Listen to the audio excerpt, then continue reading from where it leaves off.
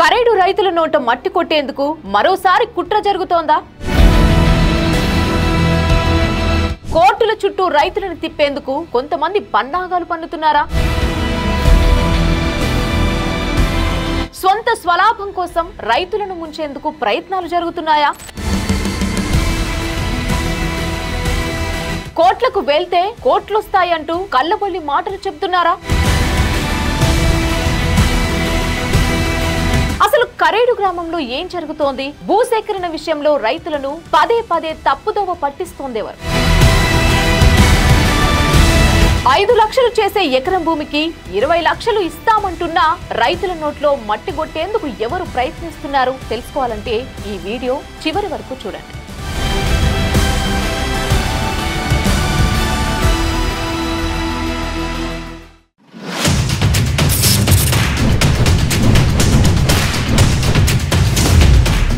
నమస్తే, నేను మౌనిక.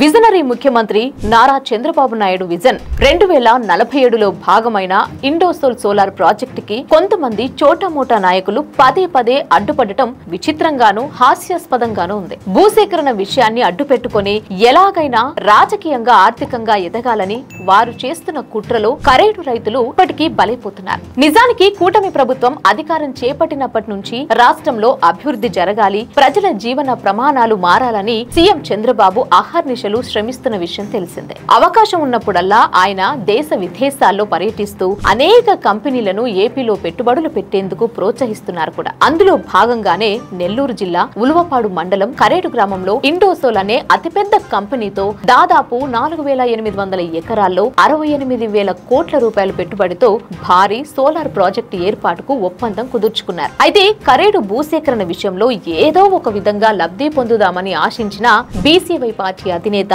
బోడి రామచంద్ర యాదవ్, ఎర్రచందన స్మగ్లర్ నల్లపురెడ్డి అచిత్ రెడ్డి లాంటి కొంతమంది చోటామోటా నాయకులు గత కొంతకాలంగా భూసేకరణపై తప్పుడు ప్రచారాలు సృష్టిస్తూ రైతుల్లో విషాన్ని నింపేందుకు శతవిధాలుగా ప్రయత్నాలు చేస్తున్నారు. అయితే రాష్ట్ర అభివృద్ధిలో భాగంగా జరుగుతున్న సోలార్ ప్రాజెక్టు ఏర్పాటుకు తమ వంతు సహకారం అందించేందుకు కొంతమంది రైతులు ఆ నేతల మాటలు పట్టించుకోకుండా స్వచ్ఛందంగా ముందుకొచ్చి భూసేకరణకు సహకరిస్తున్నారు. అయితే అది చూసి ఓర్వలేని ఆ నేతలు ఎలాగైనా కరేడు అభివృద్ధిని అడ్డుకోవాలని వామపక్ష పార్టీలను, రైతు సంఘం నాయకులను ఉసిగొలిపి భూసేకరణను ఆపేందుకు కోర్టులో కేసులు వేసేందుకు పన్నాగం పన్నుతున్నారు. కోర్టుకు వెళితే తమ భూములు ఎక్కడికి పోవని, ఒకవేళ భూములు ఇవ్వాల్సి వచ్చినా భారీగా నష్టపరిహారం ఇచ్చేలా కోర్టు ఆదేశాలు ఇస్తుందనే తప్పుడు సందేశాన్ని కరేడు ప్రజల్లో నింపుతున్నారు. వాస్తవానికి రాష్ట్రంలోనే కాదు, దేశంలో ఎక్కడ ప్రభుత్వం భూసేకరణ చేపట్టినా అక్కడ రిజిస్ట్రేషన్ విలువ ఎంతుందో అంత మాత్రమే ప్రభుత్వం ఇస్తోంది. దీంతో పాటు R&R ప్యాకేజీని అమలు చేస్తోంది. అంతే తప్ప కొంతమంది వారి స్వలాభం కోసం తప్పుడు ప్రచారాలు చేస్తున్నట్లు ఎకరాకు ఎంత పడితే అంత ఇవ్వరు.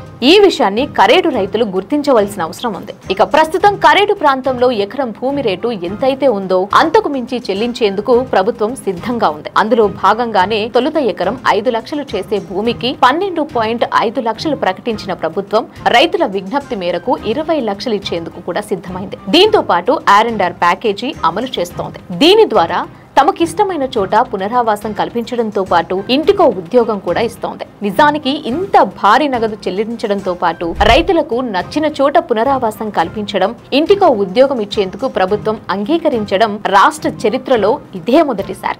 అయితే ఇది చూసి ఓర్వలేని కొంతమంది నాయకులు కరేడు భూసేకరణను ఎలాగైనా అడ్డుకునేందుకు కోర్టులో కేసులు వేసేందుకు రైతులను సిద్ధం చేయిస్తున్నారు. ఒకవేళ రైతులు కూడా వారి మాయమాటలు నమ్మి కోర్టులో కేసు వేస్తే గనుక కోర్టులో ఆ కేసు ఎన్ని రోజులు నడిస్తే అన్ని రోజులు ఆ భూములను అమ్మేందుకు గాని కొనేందుకు గాని ఎటువంటి అవకాశం కూడా ఉండదు. ఒకవేళ కోర్టు కేసు అనంతరం ఆ భూములు అమ్ముకోవాలన్నా ఎకరం 5 లక్షలు చేసే భూమికి 20 లక్షలు ఇచ్చేందుకు ఎవరూ ముందుకు రారు. దీంతో పాటు సమయం, డబ్బు రెండూ వృధా అవుతుంది. ఇక తమ పిల్లలు ఏ కష్టం చేయకుండా ఉద్యోగాలు చేయాలని ఆశపడే తల్లిదండ్రుల ఆశ నిరాశ అవుతుంది. అలాగే ఎప్పటి నుంచో తమ ప్రాంతం అభివృద్ధి చెందితే చూడాలనుకుంటున్న కరేడు గ్రామ ప్రజల కలగానే మిగిలిపోతుంది.